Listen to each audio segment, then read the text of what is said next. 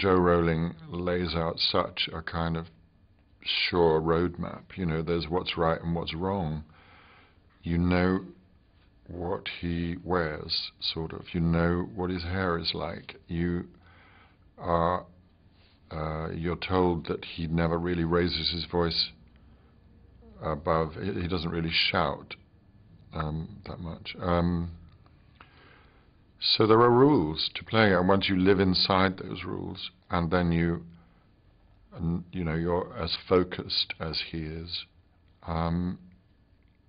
In many ways, it plays itself, because the situations are so strong, and her grasp of her narrative is so kind of ironclad that it's not so much as what you choose to do as not disobeying it, I think. I'm in the same position as everybody else. You know, I would read the books as they came out and think, oh, right, okay. This is what happens now, is it? Fine. But you always knew there was an agenda. It was a question of what was that agenda going to turn out to be. That meant it's somebody who's very concentrated.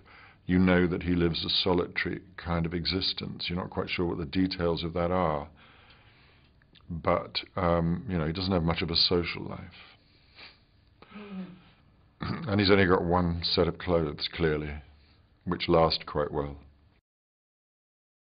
It's been a complete privilege, really, to be part of this, you know, and that is what we all are, is part of this enormous, brave undertaking of Joe's at the beginning, and then, you know, all the Davids and all the directors and Warner Brothers, to actually sort of dare to do it. You know that your eye line has shifted year by year, because I started looking at them like this, and then I'm shrinking or they're growing. But you're not really aware of it until you look back across the whole span of time, because what difference is there between 13 and 14 or 15 and 16? You don't really notice that. You know that they've got a little bit taller since a year ago, and their voices changed a bit, but it isn't really until you get the shock horror of seeing a clip from the first film that you realize how vulnerable and small these people were.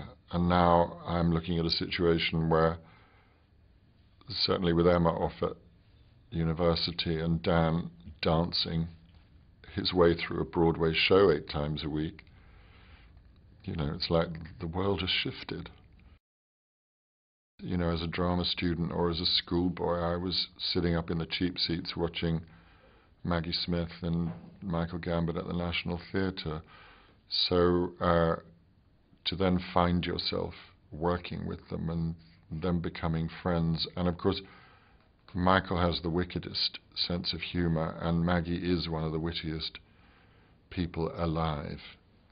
I mean, I only regret that I didn't have a tape recorder or a notebook or could do shorthand, because priceless. That's why it's usually me laughing, because you can't compete with those two.